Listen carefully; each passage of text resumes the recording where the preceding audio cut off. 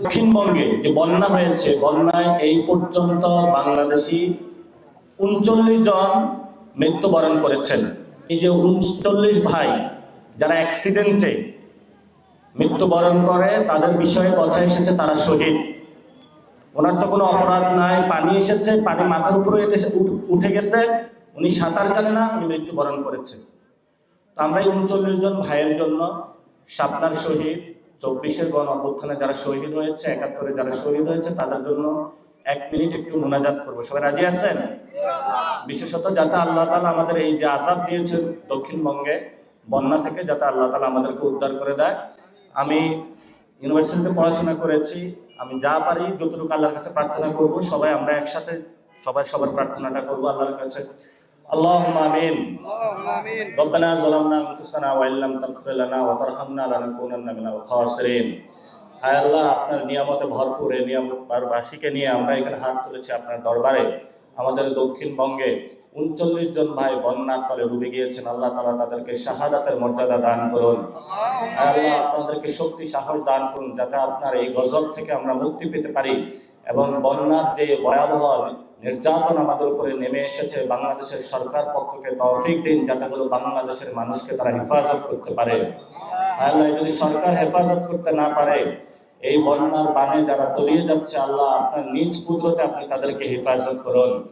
আল্লাহ, আমাদের অসংখ্য ভাইকে ২৪-এর গণ অভ্যুত্থানে শহীদ করা হয়েছে, আল্লাহ তাদেরকে শাহাদাতের মর্যাদা দিন।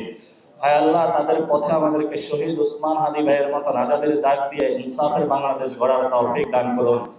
হায় আল্লাহ, যারা ৭১-এ শহীদ হয়েছিল বাংলাদেশের জনগণের জন্য, আজাদের জন্য, যারা ৪৭-এ বাংলাদেশের আজাদের জন্য শহীদ হয়েছিল, তাদের পথে আমাদেরকে রেখে তাদেরকে শাহাদাতের উচ্চ মাকামে স্থান দান করুন। হায় আল্লাহ, বিশেষত যারা ২৪-এ শহীদ হয়েছে, শাপলায় শহীদ হয়েছে, ৭১-এ শহীদ হয়েছে, এবং আমাদের সিপাহ সালার শহীদ ওসমান হাদি ভাইকে যারা খুন করেছে, এই সকল হত্যাকাণ্ডের বিচার বাংলার মাটিতে আমাদের করার তৌফিক দান করো।